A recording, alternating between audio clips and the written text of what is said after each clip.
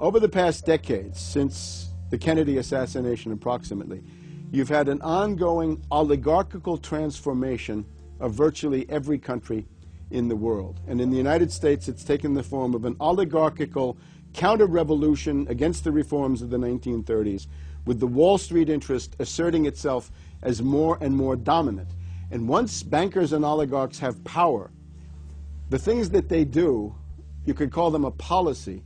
You could call it something like a tropism. It's like the way a plant responds. Naturally, since they're oligarchs, they're going to try to downgrade the standard of living of the vast majority of the population. They're going to claim that the world is overpopulated, that industrialization, industrial pollution, and overpopulation are the main problems that face the world. And they're generally going to try to crush and mortify any kind of popular democracy or mass movements with any kind of progressive content. Nations rise and fall. They knew how debt could never be recuperated. They knew that disease or prolonged war could wipe out the population and the future populations that pay off debt. So these guys all work together. That's why it's no surprise that today you have Lord Rothschild coming out pushing the latest scam or religion that we must all believe in, which is global warming, which his personal bank, his family's bank in Switzerland, will be in charge of. They've run the system, the whole economic system of the world for the last 250 years. So why shouldn't they also run the economic system for the next few hundred years? The question of a ruling class, oligarchy as a ruling class, is posed by Plato in the Republic, where we find that oligarchy is a constitution full of many evils, where the rich dominate the government by buying it, and the average individual or the poor count for absolutely nothing. Oligarchy is a frame of mind. In other words, if you're a banker, this is already a worldview. It's a world outlook, and it implies the policies that have got us here, right? Malthusian policies, zero growth policies, driving down the standard of living, attempts to wipe out all kinds of mass institutions that might be a countervailing force. This is a scientific dictatorship, which Bertrand Russell said, and the Huxleys said, both Aldous and Julian Huxley said they would bring in the scientifically controlled society. It's not just family planning, which really means abortion and so on. It's global planning, which is literally sterilization and abortion worldwide for the ideal reduced society, and not just across the board, through genetics, through the Genome Project, through the constant IQ testing. Globalization has economically destroyed the world. You've got at least 40 to 50,000 people who die every day worldwide from starvation, malnutrition, and diseases which can be cured for pennies, such as diarrhea. And if you ask one of these Malthusian oligarchs, don't you think that something should be done to raise the standard of living in Africa or South Asia? They'll say, no, we can't do that. That would wound the planet. That would oppress Mother Earth. So that's oligarchy. Class consciousness in this sense is absolutely essential. If you think that bankers are the same as you, you're wrong. F. Scott Fitzgerald once told Hemingway, you know, the rich are different from us. And Hemingway said, yeah, they have more money. And F. Scott Fitzgerald replied, no, it's something much deeper. It's a whole different world.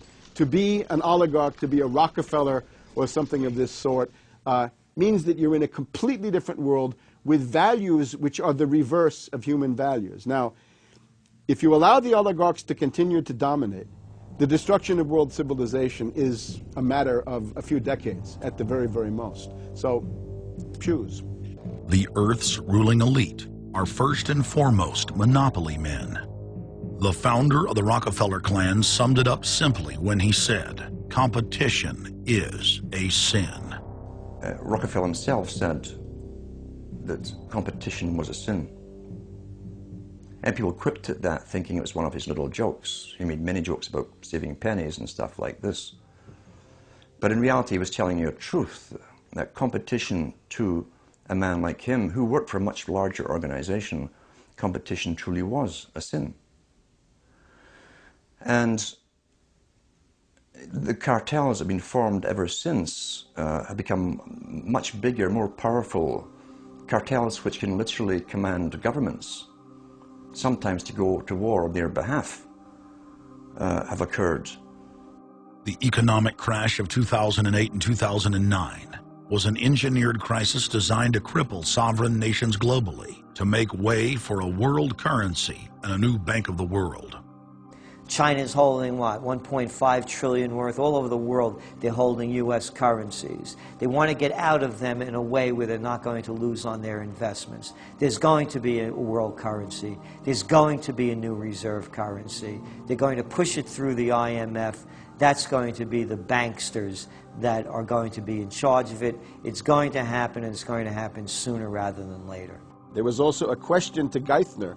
Do you think that the U.S. dollar ought to be replaced? And he blew it. He had a moment of candor where he said, yeah, we're considering that. So on that day, the dollar went down 1% within a couple of minutes. Chinese government proposal about a global currency and about the IMF regulations, the new IMF idea about the general agreements to borrow and having a faster ability to disperse to the emerging markets. As I understand this proposal, it's a proposal designed to increase the use of the IMF's special drawing rights. We're actually quite open to that suggestion. Timothy Geithner's comment about global currency is not off the table because it's not off the table and it's going to come.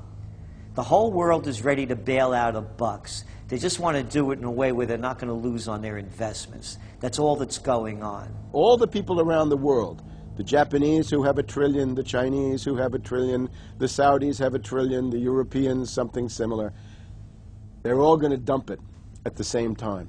The rush for the exits. And that will then create hyperinflation. When America finishes supplying the manpower and the military for standardization of the world into the one system, and they want a secular world society with a hint of greening and Gia worship for sustainability reasons. America, as they're finishing off this agenda, they'll be pulling the rug from underneath Americans at home at the same time towards the latter stages. When the dollar starts to slide, and this was always the nightmare of Paul Adolph Volcker, who is now sitting in the Obama White House, once the dollar starts to go, there's nothing to stop it. There's no useful way that you can stop it once it begins to gather momentum. So I think we're facing the probability of some form of dollar panic combined with hyperinflation sometime during the Obama presidency. They're now pulling the rug away from under the feet of the people. They're becoming rapidly a non-manufacturing country. Any country that can't manufacture its own goods, even for self-defense, therefore is no longer sovereign, independent, and able to sustain itself, which tells you that this is all part of the plan. It started with the very beginning when you established that there was a Federal Reserve System given the power of the state to create money out of nothing and to do so without any regard to the will of the people, without any regard to what's behind the money system. In other words, strictly political and economic motives for the bankers and the politicians. Once you granted that power to a group, the Federal Reserve System, the economic crisis was inevitable. This has happened before. Every time in history when the government was given the power, or a group of banks in conjunction with the government was given the power to expand the money supply at will, those economic systems always wound up in crisis and always collapsed. So there's no reason to believe that the United States was given some kind of a get-out-of-jail-free card, an exemption from the processes of history. So the economic crisis began at the very beginning, and as a matter of fact, when the founders of the Federal Reserve System met on Jekyll Island back in 1910 and were drafting the Federal Reserve Act, one of the things they discussed was how to pass on the inevitable losses to the taxpayers. They knew that inevitably something like this would happen, and they knew that there had to be some way to get out of it without destroying the banks, of course, because they were the banks.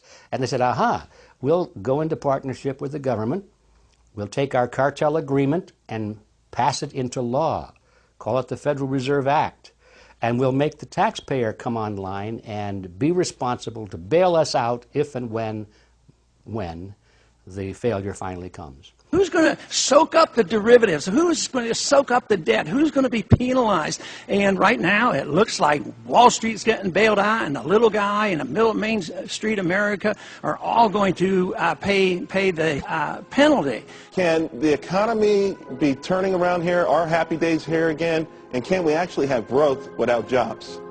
Is this an oxymoron, jobless recovery? We're going into the greatest depression.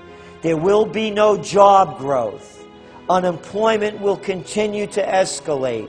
Along with it, so too will crime, poverty, kidnappings, boss snappings. And the more things spin out of control, the harder the hammer is going to come down by the federal government.